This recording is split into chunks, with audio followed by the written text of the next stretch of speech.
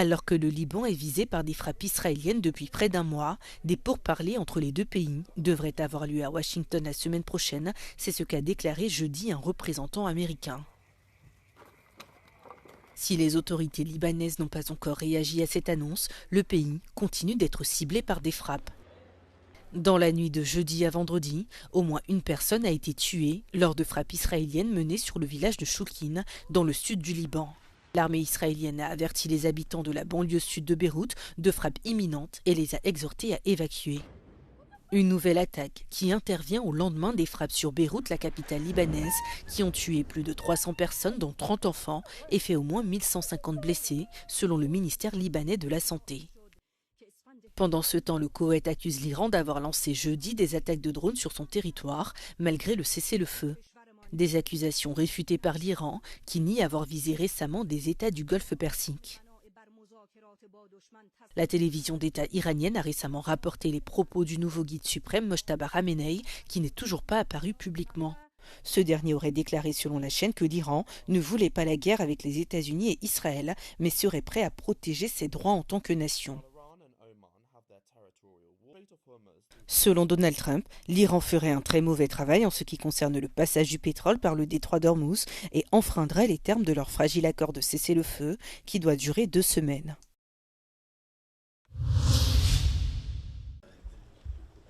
Les alliés de l'OTAN ne sont pas obligés d'aider les États-Unis et Israël dans la guerre qu'ils mènent contre l'Iran. C'est ce qu'a déclaré le ministre turc du Commerce, Ömer Bolat. If the US wants a lasting and sustainable peace in the Middle East, as Mr. Trump acclaimed after the ceasefire was set, somebody should say no to Israel and Israel's actions. Le président américain Donald Trump a lancé un ultimatum au secrétaire général de l'OTAN, Mark Rutte, affirmant que les alliés doivent s'engager pour la réouverture du détroit d'Ormuz dans les jours à venir. Parmi les options envisagées par Trump figure le recours à des moyens militaires et à des navires de guerre. Une coalition d'environ 40 pays travaille actuellement sur une stratégie visant à sécuriser à nouveau le détroit une fois les hostilités cessées. I'm sure that common sense will prevail, and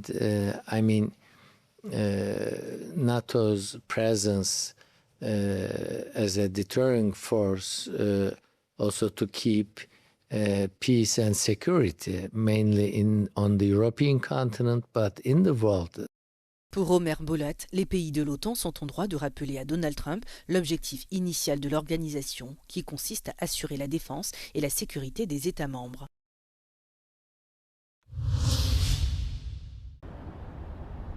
La Russie et l'Ukraine sont parvenus à un accord de cessez-le-feu à l'occasion de la Pâque orthodoxe. Le président russe Vladimir Poutine a déclaré avoir ordonné à ses troupes d'arrêter les frappes dans toutes les directions ce week-end. Dans un communiqué, le Kremlin indique que la trêve débutera le samedi 11 avril dès 11h et prendra fin le 12 avril, qui marque le dimanche de Pâques pour la communauté orthodoxe. L'annonce de Moscou fait suite aux appels répétés à un cessez-le-feu lancés par le président ukrainien Volodymyr Zelensky. En réponse au Kremlin, ce dernier a déclaré dans un message publié sur X que Kiev était prête à prendre des mesures réciproques et agirait en conséquence. Selon le calendrier julien suivi par les églises orthodoxes d'Ukraine et de Russie, Pâques tombe le 12 avril cette année. Alors que l'attention des États-Unis est actuellement portée sur le conflit au Moyen-Orient, les armées russes et ukrainiennes restent engagées dans des combats sur une ligne de front d'environ 1250 km.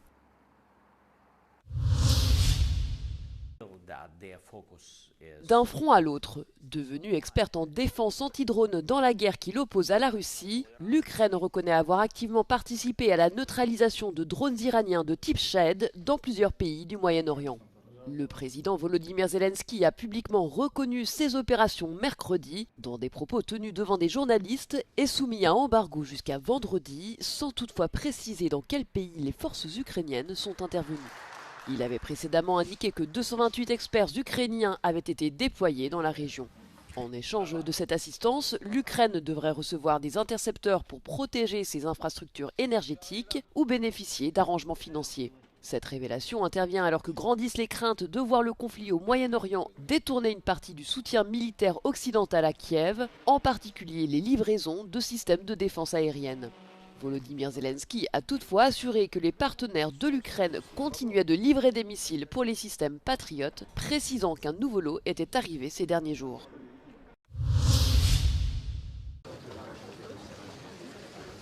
Ursula von der Leyen prévoit d'aborder la question des fuites d'informations vers la Russie dont la Hongrie s'est rendue coupable au plus haut niveau.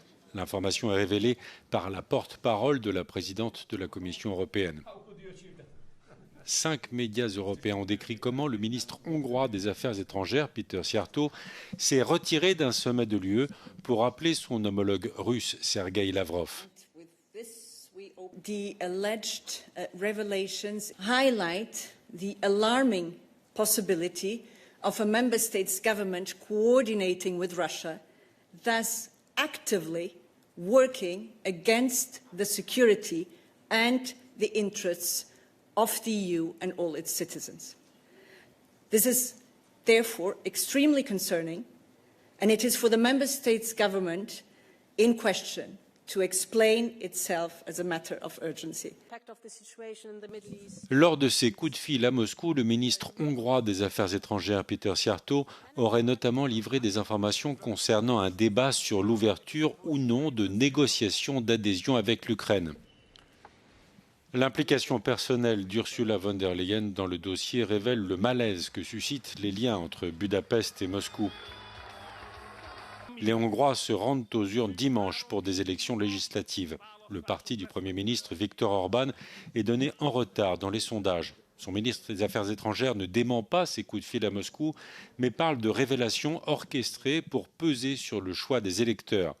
Les révélations interviennent en tout cas au moment où Viktor Orban bloque un prêt européen de 90 milliards d'euros en faveur de l'Ukraine.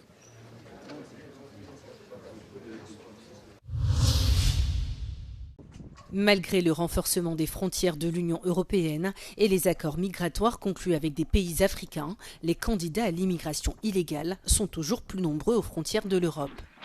Selon un rapport du Centre international pour le développement des politiques migratoires, les récentes restrictions n'ont fait que détourner temporairement les itinéraires de migration illégale. L'Agence européenne de garde-frontières et de garde-côtes Frontex indique toutefois que les passages illégaux aux frontières extérieures de l'UE ont diminué de 26% en 2025. La baisse la plus marquée a été observée le long de la route de l'Afrique de l'Ouest. Elle pourrait s'expliquer par les partenariats récents entre l'UE et des pays africains clés tels que le Maroc, le Sénégal ou encore la Mauritanie. Le pacte sur l'asile et les migrations a également harmonisé les procédures frontalières et la gestion des arrivées irrégulières dans toute l'Union européenne. Cependant, la route reliant la Mauritanie aux îles Canaries a été détournée. Les départs s'effectuent désormais depuis la Gambie ou la Guinée. C'est une déclaration surprise qu'a faite Melania Trump ce jeudi. La première dame des États-Unis a nié les allégations qui la lient à Jeffrey Epstein, avec qui elle a été régulièrement photographiée dans le milieu mondain new-yorkais. L'ancienne mannequin de 55 ans a également rejeté avoir eu connaissance des crimes sexuels du pédocriminel, qualifiant de calomnie les accusations selon lesquelles elle serait impliquée dans ces affaires. The lies linking me with the disgraceful Jeffrey Epstein need to end today. The individuals lying about me are devoid of ethical standards, humility, and respect. I do not object to their ignorance, but rather I reject their mean-spirited attempts to defame my reputation. I never been friends with Epstein. Donald and I were invited to the same parties as Epstein from time to time, since overlapping in social circles is common in New York City and Palm Beach. Les propos de Melania Trump à la Maison-Blanche ont été prononcés sans annonce préalable et sans aucune explication quant à la raison pour laquelle elle évoquait aujourd'hui Jeffrey Epstein. Mais sa déclaration intervient à un moment où l'attention des médias commence à se détourner de la guerre initiée par Donald Trump en Iran. Plus de 90% des manchots de Magellan vivant le long de la côte patagonienne argentine présentent des traces de PFAS, c'est ce que révèle une récente étude. Également appelés polluants éternels, les PFAS constituent un groupe de plus de 10 000 substances chimiques synthétiques qui sont désormais pratiquement omniprésentes sur Terre. Les PFAS sont utilisés pour rendre des objets du quotidien résistants à l'eau et à la graisse, tels que les poêles anti-adhésives, les emballages alimentaires et les vêtements imperméables. Le problème avec ces polluants éternels est que leur dégradation peut prendre plus de 1000 ans, ce qui explique leur appellation. Les PFAS ont été détectés par des scientifiques au sommet de l'Everest, dans le sang humain et chez des espèces vivant en eau profonde.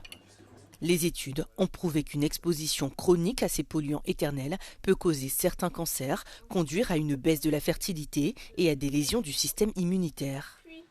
Aujourd'hui, on les retrouve chez l'une des plus petites espèces de manchots au monde. Les scientifiques utilisent ces oiseaux comme de véritables toxicologues miniatures.